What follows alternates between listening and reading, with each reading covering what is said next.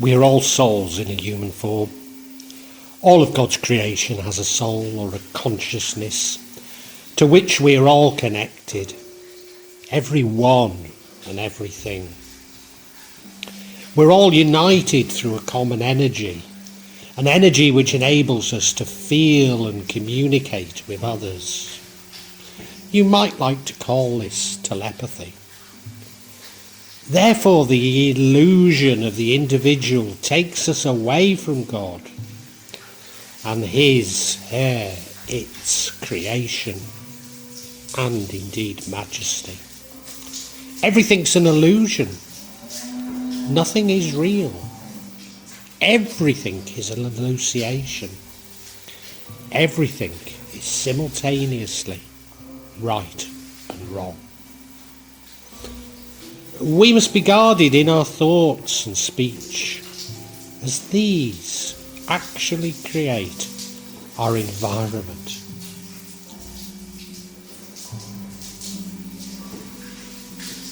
We have free will, and we can shape our path in life. Nature, call it God if you like, provides us with abundance. If we submit to nature, its abundance is bountiful.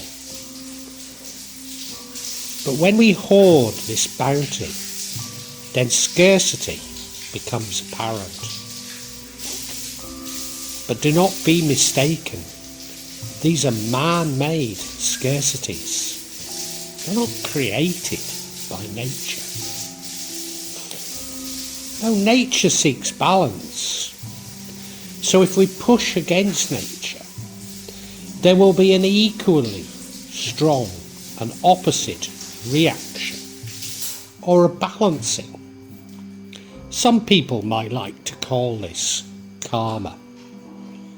The reaction does not have to be immediate. Rarely is it. And it can be intergenerational, lasting up to 7 generations.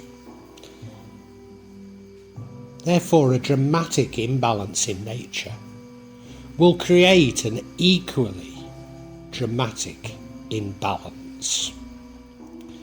These are most apparent in what we call natural disasters. But often, if we study them, we can see that they're really caused by man's attempts, foolish attempts, to control nature. Even when this is not apparent, the most violent reactions by nature come from these attempts to control it. We often see these disasters as emanating from Neororakidal, the queen of the southern seas. But we celebrate nature, especially trees, in the hope of calming nature. Space and time are human constructs or constraints. If we free ourselves from the mental illusion of space and time, we can free ourselves from the illusion of space and time.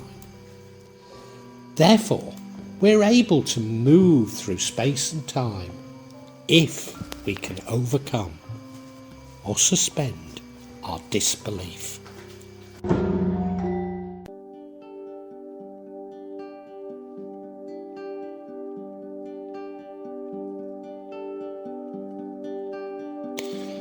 There are many dimensions which we struggle to see, let alone comprehend.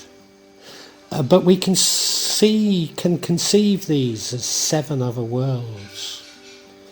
7 other worlds in which the spirits of our ancestors, demons and deities reside.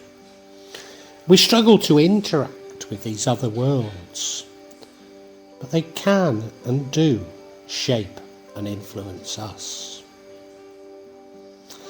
As I say, this is all an abstraction because we create a new universe with each decision that we make. It's not wrong to interact with these other worlds, even though we can never fully appreciate them. However, it is what is wrong in our world is wrong in these other worlds. So we should not attempt to control or exploit these worlds and any entities that we might find within them. We therefore have 7 veils in Kejawen, as revealing the whole of nature in a single veil would only confuse us. Each veil is a building block in our comprehension, but each is also an abstraction to help us to develop profound knowledge. Each veil contradicts the previous, as only through belief and challenge can we truly learn. Indeed, it is often the most educated who find it hardest to truly appreciate these higher levels of Kejawen, because education influences our beliefs and massages the ego. Indeed, education is a constraint. For if we believe something is possible, then indeed it is. Whatever energy or belief we devote to deities, legends, entities, all reflect back this energy. So they take on the appearance of solidity, of being real almost, and having a power based on this cumulative energy.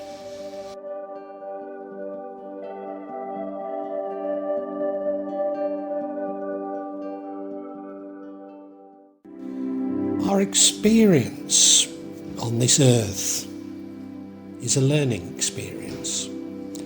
We're here to learn about the mysteries of nature, not how to control it. We keep getting sent back to earth until we've truly learnt our lessons. So both heaven and hell are actually here on earth, and all about our own state of mind. If we fear, maybe even hate others, then we create a hell of our own, a hell of hatred and fear. But if we love others, we create a world of bounty and of light.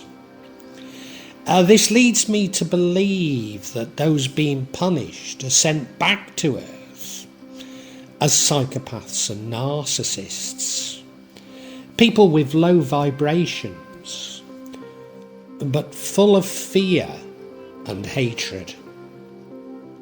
However, we may also be sent back as animals, plants, or even rocks, with even lower vibrations, so that we should learn from this experience.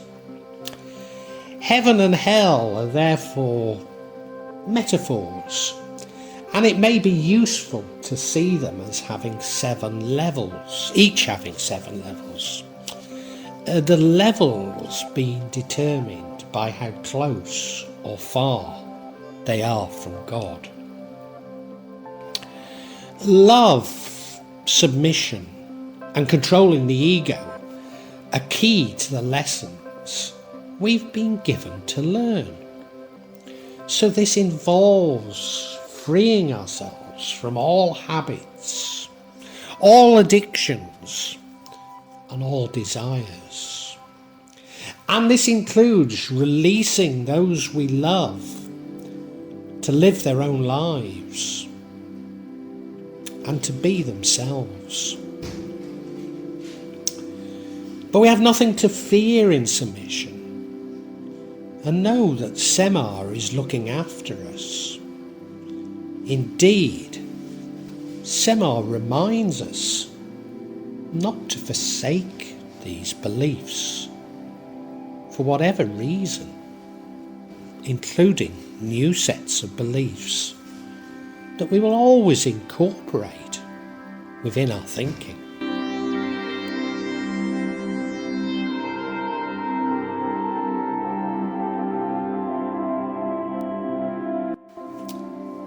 The lower veils of Kejawen do indeed include magic.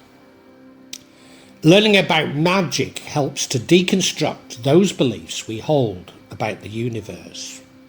Beliefs that have normally been implanted within us by others. Through magic, we can come to realise that our thoughts can indeed construct our reality. But magic also shows us, tells us about, reveals to us the true majesty of God. In fact, magic is an integral part of all religions. Now, of course, we might call this magic ritual, ceremony, or traditions, believing that they are sent by God. We also might like to describe the magic within our religion as miracles, again given to us by God. But whatever way we want to describe it, whatever semantics we choose, there's no doubt that magic is a part of all religions. And attempts to condemn it are simply attempts by organised religion to monopolise our beliefs, to control our beliefs. That's not to say that magic used for control and greed is acceptable, or even a religious act. But magic's no different to science or technology. Indeed, it is a technology. It's our intention that is all important, and it is this that God will judge us on. So using magic for control and greed is like controlling greed in what we call the real world. It's no different. I suppose if there is a difference, magic can be so powerful that it diverts nature to an even greater extent than technology, and therefore the reaction from nature may well be greater. But magic, like so many things, including our beliefs, is yet another test. A test which presents us from suppressing the ego. Indeed, using magic to control others, or for greed, reasserts the ego and takes us further away from God. Good and bad, of course, are just two sides of the same coin. We cannot know good without also knowing bad. Good and bad are within us. Only exploring what is inside us, the good and the bad, can we reunite the soul, reunite the person, if you like. In fact, there is really no good and bad, as all things are both good and bad simultaneously.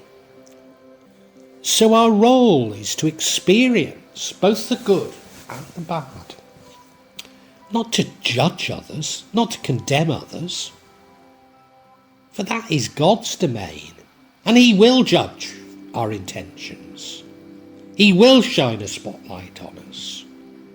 Say, did you really do it for that reason? Did you? Because I don't think you did. Good seems to be so emphasised by those feeding our beliefs.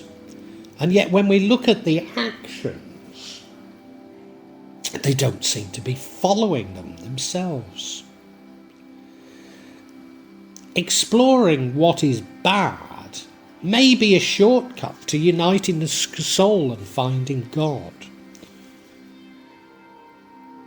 But this is maybe, well, it almost certainly is, yet another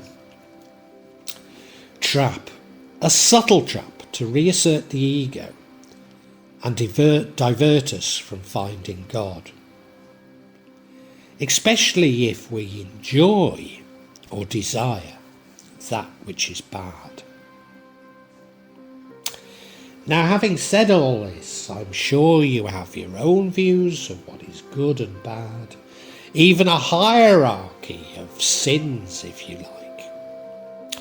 But let me tell you, that being dishonest and manipulating others are the greatest sins we can commit. Being dishonest to ourselves, perhaps, is the very greatest. Or should I say, being dishonest with God? Because He knows everything. Oh, we must seek our truth through knowledge, and indeed education. And when we have found it, we share it with others. But only if they want it. We have no right whatsoever to push our beliefs onto others. Indeed, that is my real definition of black magic. So we have an obligation to seek knowledge, an obligation to God to seek knowledge, but not an obligation to seek to control others through our knowledge.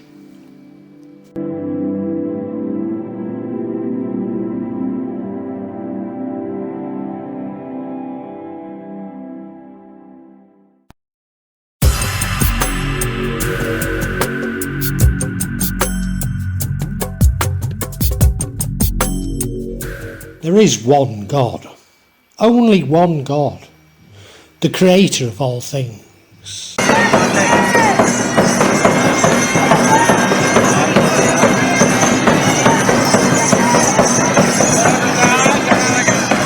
Now I know I might have spoken as though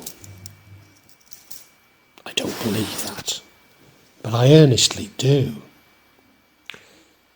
And I think all religions actually believe that, but some of their followers may not. And I don't condemn you. That's my point. So this God is everyone's God, regardless of our beliefs.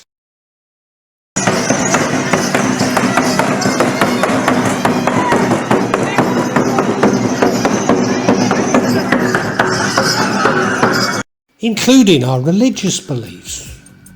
And that's why throughout this I've used the word God rather than Allah or Jake Gusty, because these are words in other languages and I'm speaking in English, and God is God, full stop. Of course, yes, there's many names for God. All are holy. Some may be even magical. But there's no difference in God, regardless of whatever name you use for Him, her, or it.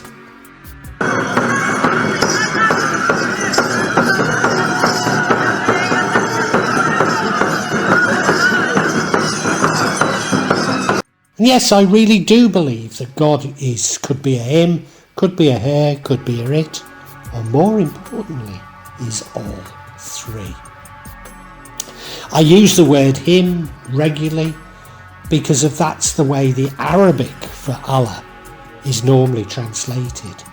But it's a misapprehension that we're actually meaning him, because to all Muslims, God is unfathomable.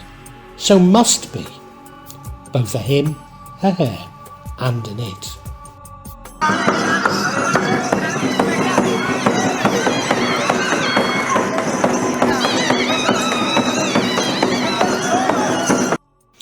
Of course, what I'm really saying is there are many paths to God. Each is an individual path. No path is superior to another, no matter what your religious leaders may try and convince you.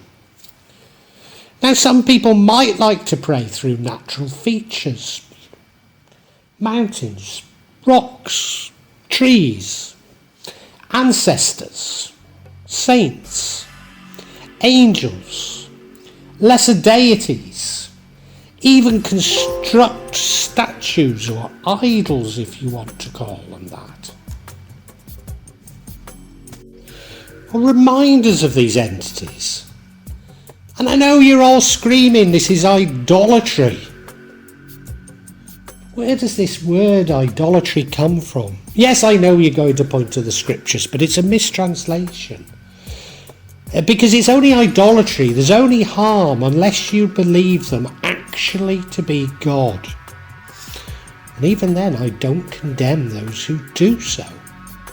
For God is unknowable, God is unfathomable, God is everywhere, and God is nowhere.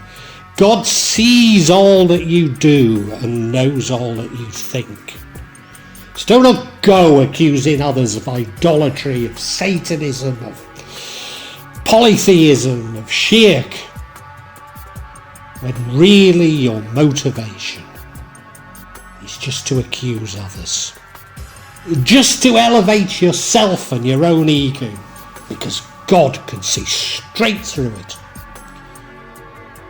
Anything that helps anyone in the world get closer to God is to be encouraged. But, there is no substitute for praying directly to God.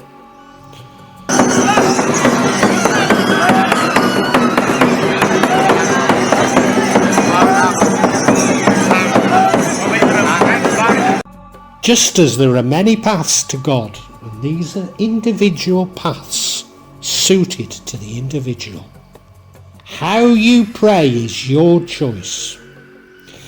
Some may like to pray in a house of worship. Didn't use the word masjid or mosque there, because this is regardless of religion. Indeed, as you probably know, I regularly pray in churches. I also pray in temples and viharas. I don't have a problem with it. I pray in these places because prayer is better if in the company of others. But you don't have to allow yourself to be over-influenced by any negative beliefs that they or their religious leaders may hold. Indeed, praying at the same time, facing in the same direction, in the same manner, does increase the power of prayer. When you pray, be respectful, bathe before praying, and wear clean clothing.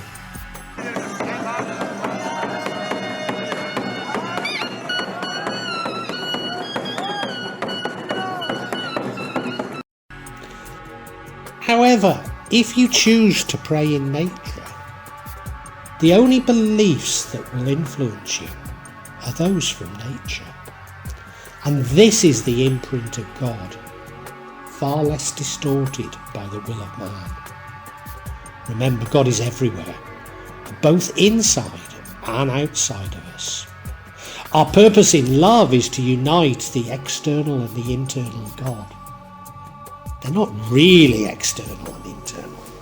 This is just a construct of man, but they need uniting. We find God through love, not through judging.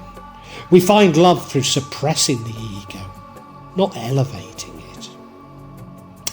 We have the Wali Sangha to thank for introducing us to these beliefs, especially Sunan Kali Jaga. And there exists a pure light, a light of love and bliss that is sent by the angels from God. Once we have this light, nothing else matters. Nothing else matters. We simply follow the light. Darkness itself is an absence of light, not its opposite. What we see as evil is merely an absence of God, and therefore an absence of light. In accepting the light, we no longer seek to control, simply to live in harmony with nature.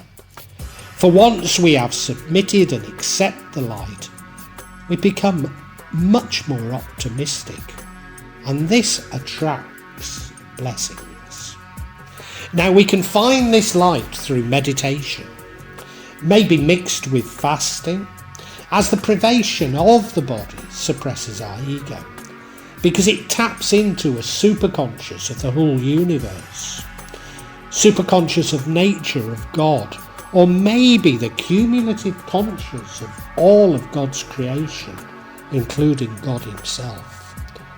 And this may well occur in a Kundalini type experience that people describe as a snake crawling up your spine. But with every action, there is always a danger of the ego reasserting itself. Whilst asceticism is commendable, there's a huge danger in becoming proud of our privations, which only serves to reinforce the ego. Because God sees and knows everything, including our tensions, it is on these that we will be judged. There's no hiding from what God knows, and no excuses. In fact, excuses only add to the gap between God and ourselves. But you know, God does forgive everything and everyone if they truly repent. Only God himself has this right to accuse, judge and condemn man. Those who have done so in life see themselves as God, and unless they repent, will be given the severest of punishments. But the truth of God is so pure and his power so great, we actually condemn and punish ourselves, because we know we cannot run from it. So if you believe in hell or whatever the punishment might be, we actually send ourselves to it. So if we see it as being sent back to the earth to learn our lessons, we do this to ourselves when the spotlight is shined upon us.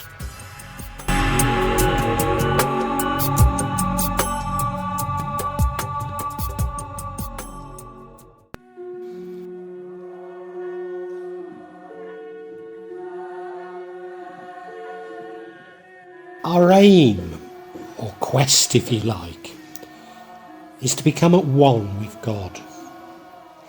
We should do good deeds through selflessness, not looking for reward and fearing punishment, including in the hereafter in heaven and hell. But prayer itself is not enough, and we also need to bless ourselves, to love ourselves. So therefore we must seek wisdom, understanding the subconscious and perfection. We should bless our family and community. Kejawen is based on rice culture, which requires the cooperation with the family and with the community. We are reminded of this by Dawi Shri. We have mercy on all fellow human beings. Kindness to others is a necessity. So we should not seek to complicate the lives of others, nor indeed complicate anything, and seek simplicity. And that includes not trying to impose our beliefs on others. We need to have mercy for the universe and nature, live harmoniously with all of God's creation. So we seek to assist nature in achieving balance, not in controlling it. We worship and we have ceremony to express our gratitude to God, not to petition him. No, not to petition him. for we submit.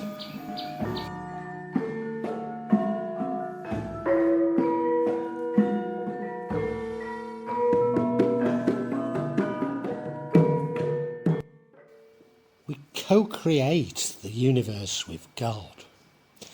Everything we call reality is in fact a product of our consciousness. An hallucination, if you like. For anything to exist, thoughts have to form first. So thoughts manifest things and events. They cannot just magically happen or appear. There has to be a thought process. And whilst this thought process is internal to you, the ideas themselves may have come from others, may have come from the universe, from nature or God. So thoughts create our experience and the quality of our experience. We therefore need to be responsible and guarded in our thoughts, as these create things and events. The universe is therefore a mirror of our own consciousness.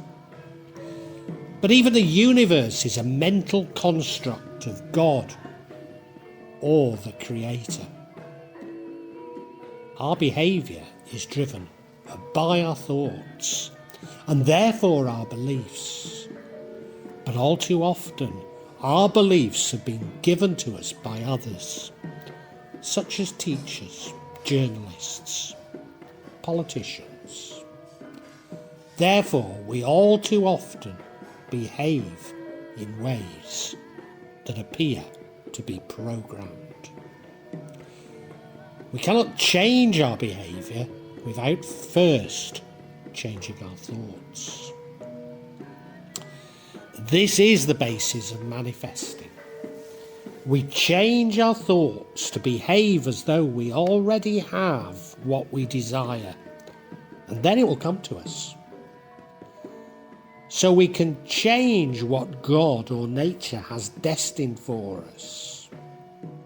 But there is a but. And I will come to that later.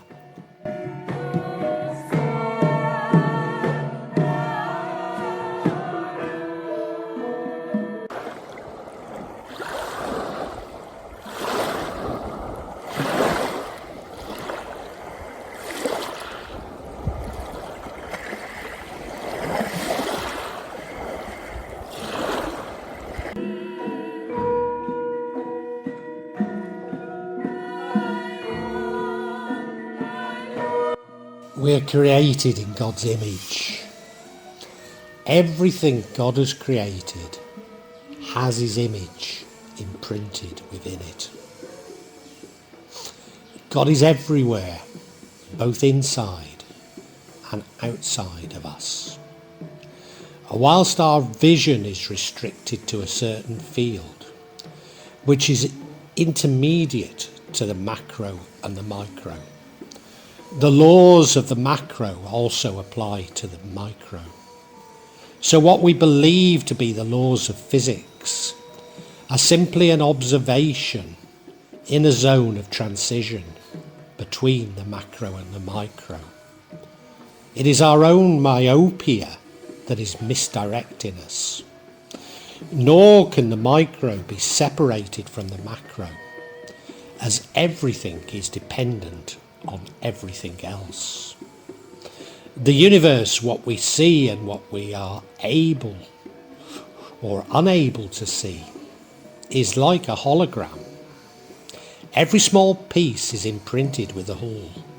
Only the resolution is lost. So the entire universe is contained within its smallest parts. Therefore, even the hairs on our head or our toe and fingernails contain not only God, but His entire creation. Furthermore, our universe is actually two-dimensional, only with the holographic illusion of being in 3 dimensions.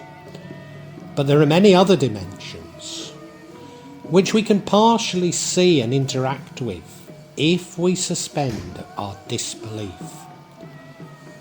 But we can never understand these as we are locked in 2D, believing that we are actually in 3D. This holographic illusion is possible because all is constructed from fractals and sequences. These are the building blocks, if you like, of our universe.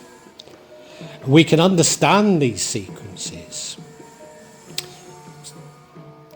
or if we can understand these sequences, we can indeed construct our own universe. But remember, this will always be just an illusion.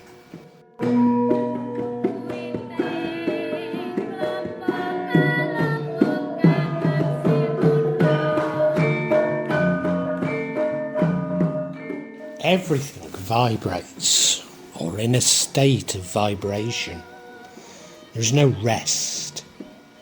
What has the appearance of being solid is simply the vibration of the micro. So everything is vibratory energy.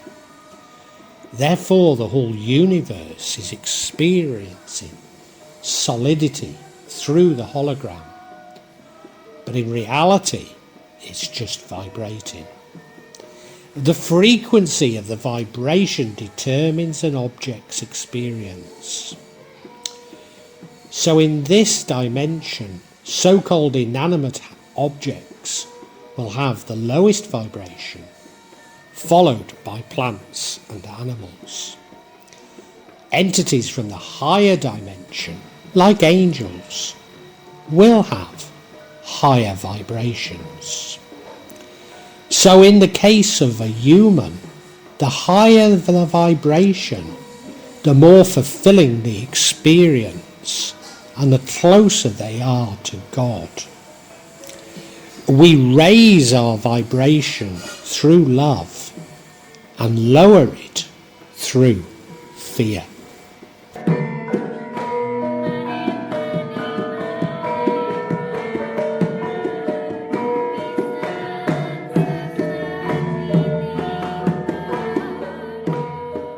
Everything has a duality or an opposite, and these opposites attract.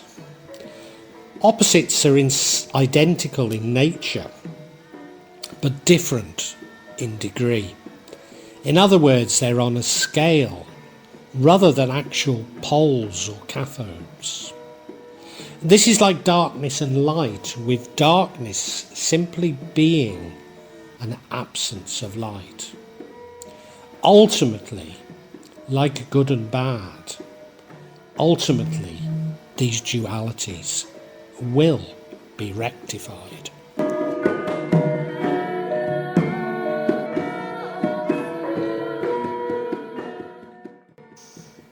All is cyclical. All things rise and fall like tides. All energy is in a waveform. We're able to overcome these rhythms by our consciousness. But if we work with this rhythm, it takes less energy. And if we work against it, it takes more energy.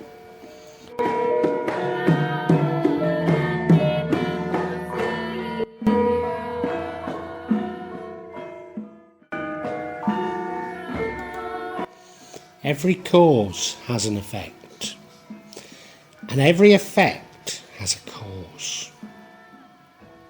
Chance or fate is simply a cause and effect that we are yet to identify. There is free will, but it's limited by its consequences. The effect is rarely immediate. The effect rearranges the dynamics to bring about the ultimate effect. So often we fail to see cause and effect because of the time lag. So it's difficult to identify. Man is therefore so often ignorant of the effects of his actions. Often we are conscious of the symptoms of the effect, but ignorant of its actual causes. But focusing on the symptoms will not release us from our pain. But then, of course, all causes have been generated within our own consciousness. So causes are formed within our consciousness. And therefore, ultimately, through meditation, can be identified.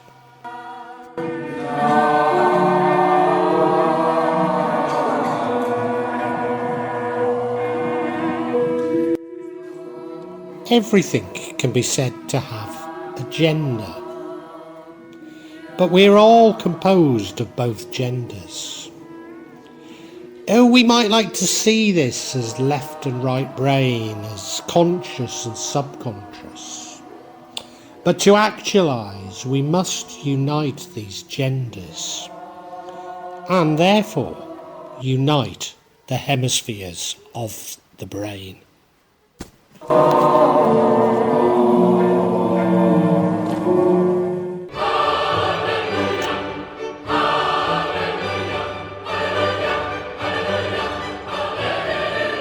Cannot create without love, care and understanding.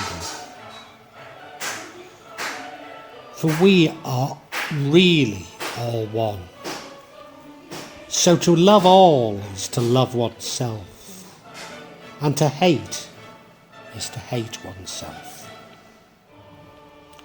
What we focus on creates our universe. What we care about is what we generate. So if we focus on love, we create a universe of love. We create more love. Love attracts love. Love reduces entropy, destruction, and the chatter, the constant chatter of the left brain. So the heart and love are profound knowledge, the knowledge of how we co-engage in creation. But we can only focus on love by understanding fear and hatred, by understanding chaos and destruction. We actually find order and creation. Love, knowledge, actions generate the quality of our experience on earth. So the heart generates our experience and not the brain. Indeed, we're constantly engaged in the creation of the universe because time is simply a construct. Love is the answer, and the answer is love.